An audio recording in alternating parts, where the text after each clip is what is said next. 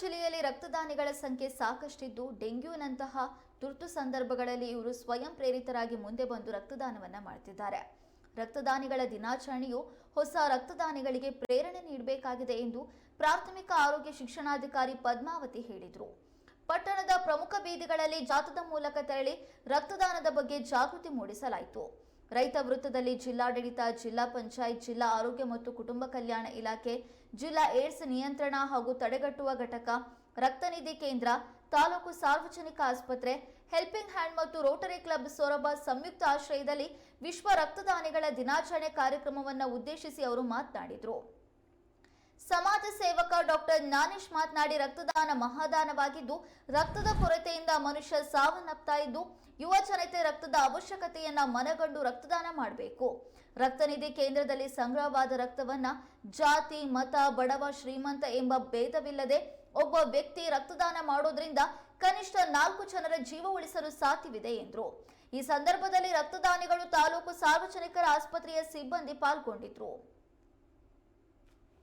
ಸರ್ಕಾರಿ ಜನರಲ್ ಹಾಸ್ಪಿಟಲಿಂದ ಸಿಬ್ಬಂದಿ ವರ್ಗದವರು ಕೂಡ ಈ ಕಾರ್ಯಕ್ರಮದಲ್ಲಿ ನಮ್ಮ ಜೊತೆಗೂಡಿ ಈ ಒಂದು ಜಾಗೃತ ಜಾಥಾ ಕಾರ್ಯಕ್ರಮದಲ್ಲಿ ಅವರು ಕೂಡ ನಮ್ಮೊಂದಿಗೆ ಸೇರಿ ಇವತ್ತು ಈ ಕಾರ್ಯಕ್ರಮವನ್ನು ಮಾಡ್ತಾ ಇದ್ದೇವೆ. ಕಾರಣ ಇಷ್ಟೇ, ಯಾಕೆಂದರೆ ಇವತ್ತು ರಕ್ತದ ಕೊರತೆ ಬಹಳ ಇದೆ. ಇವತ್ತು ಬ್ಲಡ್ ಬ್ಯಾಂಕ್ನವರು, ರಕ್ತ ಕೇಂದ್ರದವರು ಪ್ರತಿನಿತ್ಯ ಫೋನ್ ಮಾಡ್ತಾರೆ ನಮಗೆ, ರಕ್ತದಾನ ಶಿಬಿರಗಳನ್ನು ಮಾಡಿಕೊಡಿ ಅಂತ ಹೇಳಿ. ಆ ನಿಟ್ಟಿನಲ್ಲಿ ರಕ್ತ ಕೊಡುವಂಥದ್ದು ಜನಗಳಲ್ಲಿ ಪ್ರೇರಣೆಯಾಗಿ ಬರಬೇಕು ಅನ್ನುವಂಥ ದೃಷ್ಟಿಯಲ್ಲಿ ನಾವು ಈ ಒಂದು ಕಾರ್ಯಕ್ರಮವನ್ನು ಮಾಡ್ತಾ ಇದ್ದೇವೆ. ಪ್ರಸಕ್ತ ಈಗ ನಮಗೆ ನಡೀತಕ್ಕಂಥ ಈ ಪ್ರಚಲಿತ ಕಾಲದಲ್ಲಿ ಡೆಂಗ್ಯೂ ಕೇಸ್ಗಳು ಅತಿ ಹೆಚ್ಚು ಕಾಣ್ತಾ ಇದ್ದು ರಕ್ತದ ಅವಶ್ಯಕತೆ ಹಿಂದೆಂದಿಗಿಂತ ಇವತ್ತು ಹೆಚ್ಚಿದೆ. ಇಂಥ ಒಂದು ಜಾಗೃತಿಯ ಕಾರ್ಯಕ್ರಮ ಆಗಬೇಕಾಗಿದೆ ಅಂತ ನಾವೆಲ್ಲ ಸ್ನೇಹಿತರೆಲ್ಲ ಒಟ್ಟುಗೂಡಿ ರಕ್ತದಾನವನ್ನು ಮಾಡ್ತಕ್ಕಂಥ ಇದು ನನಗೆ 2ನೇ ಸರಿ ಕೊಟ್ಟಿದ್ದೇನೆ ಮೊನ್ನೆ.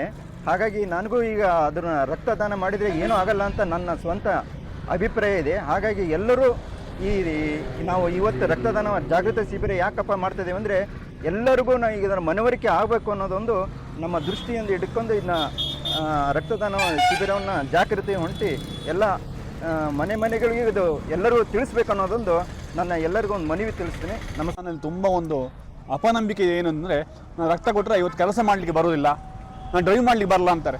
ಬಟ್ ನಾನು ಸ್ವಂತ ಹೇಳ್ತೇನೆ, ಒಂದು ಸಲ ರಕ್ತ ಕೊಟ್ಟು ಇಲ್ಲಿಂದ ಮಂಗಳೂರುವರೆಗೆ ಕೂಡ ಡ್ರೈವ್ ಮಾಡ್ಕೊಂಡು ಹೋಗಿ ನಾನು ಒಬ್ಬನೇ ಕಾರಲ್ಲಿ. ಹಾಗಾಗಿ ನೀವು ರಕ್ತ ಕೊಟ್ಟರೆ ಯಾವ ಕಾರಣಕ್ಕೂ ಯಾವ ಸಮಸ್ಯೆ ಕೂಡ ಆಗೋದಿಲ್ಲ. ನೀವು ರಕ್ತ ಕೊಟ್ಟು ಅವ್ರು ಹೇಳಿದಷ್ಟು ನಿಮಿಷ ಅಲ್ಲಿ ಮಲಗಿ ಎದ್ದು ಬಂದರೆ ನಿಮ್ಮ ಎಲ್ಲ ದೈನಂದಿನ ಕೆಲಸ ಮಾಡ್ಬೋದು ಹೇಳಿ ಈ ಸಂದರ್ಭದಲ್ಲಿ ಹೇಳ್ತಾ ಇದ್ದೆ. ಎಲ್ರಿಗೂ ನಮಸ್ಕಾರ.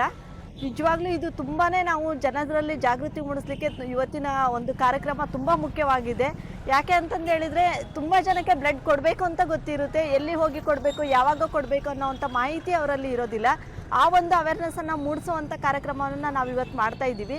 ಹಾಗೆಯೇ ಈಗ ಸರ್ ಹೇಳಿದ ಹಾಗೆ ಡೆಂಗು ಕೇಸ್ಗಳಿಗೂ ಕೂಡ ತುಂಬ ರಕ್ತದ ಅವಶ್ಯಕತೆ ಇರುತ್ತೆ. ಅದರೊಟ್ಟಿಗೆ ಗರ್ಭಿಣಿಯರು, ಬಾಣಂತಿಯರು, ರಕ್ತಹೀನತೆಯಿಂದ ಬಳಲ್ತಿರುವಂಥವರಿಗೆ ರಕ್ತದ ಅವಶ್ಯಕತೆ ತುಂಬ ಇರುತ್ತೆ. ಒಂದು ಜೀವವನ್ನು ಉಳಿಸ್ಲಿಕ್ಕೋಸ್ಕರ ಈ ಒಂದು ರಕ್ತದಾನ ಏನಿರುತ್ತಲ್ಲ ಇದು ಮಹಾದಾನ ಆಗಿರುತ್ತೆ. ಹಾಗಾಗಿ ಎಲ್ಲ ಯುವಕರು, ಯುವತಿಯರು ಏನು ಇರ್ತಾರಲ್ಲ, ತಮ್ಮ ಬ್ಲಡ್ಡನ್ನು 3